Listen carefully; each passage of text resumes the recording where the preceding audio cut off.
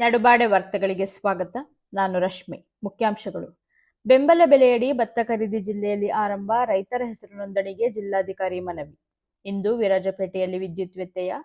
Kodava Muslim sports academy ಅಸ್ತಿತ್ವಕ್ಕೆ ನೂತನ ಅಧ್ಯಕ್ಷರಾಗಿ ಆಲಿರ ರಶೀದ್ ಆಯ್ಕೆ.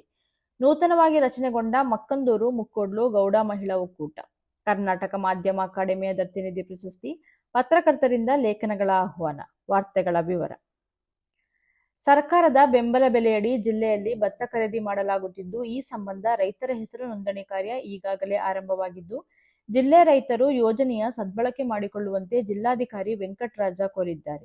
ನಗರದ ಜಿಲ್ಲಾಧಿಕಾರಿ ಕಚೇರಿ ಸಭಾಂಗಣದಲ್ಲಿ 2025-26ನೇ ಸಾಲಿನ ಕನಿಷ್ಠ ಬೆಂಬಲ ಬೆಲೆ ಯೋಜನೆಯಡಿ ನಡೆದ ಟಾಸ್ಕ್ ಫೋರ್ಸ್ ಸಮಿತಿ ಸಭೆಯಲ್ಲಿ ಕೇಂದ್ರ ಸರ್ಕಾರದ ಆದೇಶದಂತೆ 2025-26ನೇ ಸಾಲಿಗೆ ರೈತರಿಂದ ಕನಿಷ್ಠ ಬೆಂಬಲ ಬೆಲೆ ಯೋಜನೆಯಡಿ ಭತ್ತ ಹಾಗೂ ರಾಗಿ ಖರೀದಿ ಮಾಡಲಾಗುತ್ತಿದ್ದು, ಈ ಅವಕಾಶ ಸದ್ಬಳಕೆಗೆ ಮನವಿ ಮಾಡಿದರು. ಜಿಲ್ಲೆಯಲ್ಲಿ ಭತ್ತ ಮತ್ತು ರಾಗಿಯನ್ನು ಬೆಂಬಲ ಬೆಲೆಯಡಿ ಖರೀದಿಸಲಾಗುತ್ತಿದ್ದು, ಜಿಲ್ಲೆಯಾದ್ಯಂತ ರೈತರಿಗೆ ಅನುಕೂಲವಾಗುವಂತೆ ಮಡಿಕೇರಿ, ಕುಶಾಲನಗರ, ಗೋಣಿಕೊಪ್ಪ, ಸೋಮವಾರಪೇಟೆ ಎಪಿಎಂಸಿ ಮಾರ್ಕೆಟ್ ಆವರಣದಲ್ಲಿ ಹಾಗೂ ವಿರಾಜಪೇಟೆ ಪಟ್ಟಣದ ತಾಲೂಕು ಕೃಷಿ ಇಲಾಖೆ ಕಚೇರಿಯಲ್ಲಿ ಖರೀದಿ ಕೇಂದ್ರ ತೆರೆಯಲಾಗಿದ್ದು, ರೈತರು ನೋಂದಣಿ ಕೇಂದ್ರದಲ್ಲಿಯೇ ತಮ್ಮ ಭತ್ತ ನೀಡುವಂತಾಗಬೇಕು ಎಂದು ಹೇಳಿದರು. ವಿರಾಜಪೇಟೆ 66/33/11 ಕೆವಿ ವಿದ್ಯುತ್ ವಿತರಣಾ ಉಪಕೇಂದ್ರದ ವಿರಾಜಪೇಟೆ ಶಾಖಾ ವ್ಯಾಪ್ತಿಯ ವಿಎಫ್3 3 ಪಂಜರಪೇಟೆ ಫೀಡರ್ನಲ್ಲಿ ಇಂದು ಬೆಳಿಗ್ಗೆ 9 ಗಂಟೆಯಿಂದ ಸಂಜೆ 6 ಗಂಟೆಯವರೆಗೆ ವಿದ್ಯುತ್ ಜಾಲದ ಬಲವರ್ಧನೆ ಕಾಮಗಾರಿಯನ್ನು ಕೈಗೆತ್ತಿಕೊಂಡಿರುವುದರಿಂದ ಈ ಮಾರ್ಗದಿಂದ ವಿದ್ಯುತ್ ಸರಬರಾಜಾಗುವ ವಿರಾಜಪೇಟೆ ಪಟ್ಟಣದ ವಿದ್ಯಾನಗರ, ಕೆಎಸ್ಆರ್ಟಿಸಿ, ಶಾಂತಿನಗರ, ಗೋಣಿಕೊಪ್ಪ ರಸ್ತೆ, ನೆಹರು ನಗರ, ಪಂಜರಪೇಟೆ, ಸಿಲ್ವನಗರ, ವಿಜಯನಗರ ಹಾಗೂ ಸುತ್ತಮುತ್ತಲಿನ ಪ್ರದೇಶಗಳಲ್ಲಿ ವಿದ್ಯುತ್ ಸರಬರಾಜಿನಲ್ಲಿ ವ್ಯತ್ಯಯವಾಗಲಿದೆ. ಸಾರ್ವಜನಿಕರು ಸಹಕರಿಸುವಂತೆ ಕಾರ್ಯನಿರ್ವಾಹಕ ಇಂಜಿನಿಯರ್ ಅವರು ಕೋರಿದ್ದಾರೆ.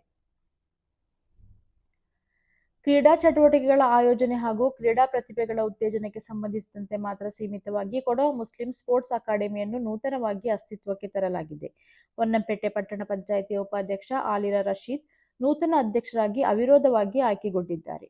ಕೊಡವ ಮುಸ್ಲಿಂ ಸ್ಪೋರ್ಟ್ಸ್ ಅಕಾಡೆಮಿ ಸ್ಥಾಪನೆ ಕುರಿತು ವಿರಾಜಪೇಟೆಯಲ್ಲಿ ನಡೆದ ರಚನಾ ಸಭೆಯಲ್ಲಿ ಈ ಅಂತಿಮ ತೀರ್ಮಾನ ಕೈಗೊಳ್ಳಲಾಗಿದ್ದು, ಪ್ರಧಾನ ಕಾರ್ಯದರ್ಶಿಗಳಾಗಿ ಮೀತಲ ತಂಡ ಎಂ ಇಸ್ಮಾಯಿಲ್, ಕೋಶಾಧಿಕಾರಿಗಳಾಗಿ ಆಲಿರ ಎಂ ಅಬ್ದುಲ್ ಅಜೀಜ್ ಅವರನ್ನು ಸಭೆ ಅವಿರೋಧವಾಗಿ ಆಯ್ಕೆಗೊಳಿಸಿತು.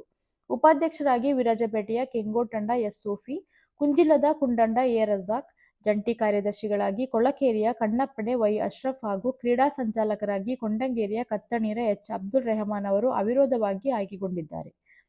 ಅಕಾಡೆಮಿಗೆ ಅಗತ್ಯವಿರುವ ಸೂಕ್ತವಾದ ಲಾಂಛನವನ್ನು ಕ್ರೀಡಾ ತಜ್ಞರ ತಂಡವೊಂದು ವಿನ್ಯಾಸಗೊಳಿಸುತ್ತಿದ್ದು, ಲಾಂಛನವನ್ನು ಅಧಿಕೃತವಾಗಿ ಲೋಕಾರ್ಪಣೆಗೊಳಿಸಲಾಗುವುದು ಎಂದು ನೂತನ ಅಧ್ಯಕ್ಷರು ತಿಳಿಸಿದರು.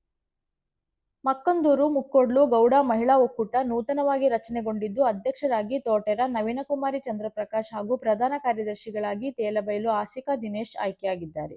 ಖಜಾಂಚಿಯಾಗಿ ಕೊಟ್ಟಕೇರಿಯನ ಕಲ್ಪನಾ ಪ್ರದೀಪ್, ಉಪಾಧ್ಯಕ್ಷರಾಗಿ ಕುಂಬುಗೌಡನ ಕವಿತಾ ಸುನಿಲ್, ಸಹ ಕಾರ್ಯದರ್ಶಿಗಳಾಗಿ ಮುಳ್ಳನ ಅನಿತಾ ವಿಜಯಕುಮಾರ್, ಸಂಘಟನಾ ಕಾರ್ಯದರ್ಶಿಗಳಾಗಿ ಕುಡೆಕಲ್ಲು ಸವಿತಾ ಸಂತೋಷ್ ಹಾಗೂ ಕುಂಬುಗೌಡನ ನಿಶ್ಚಲ್ ಜಗದೀಶ್ ನೇಮಕಗೊಂಡರು.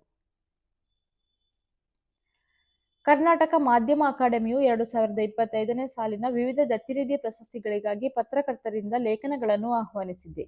ವಿವಿಧ ಮಾಧ್ಯಮ ಸಂಸ್ಥೆಗಳು ದತ್ತಿನಿಧಿ ಪ್ರಶಸ್ತಿಗಳನ್ನು ಸ್ಥಾಪಿಸಿದೆ.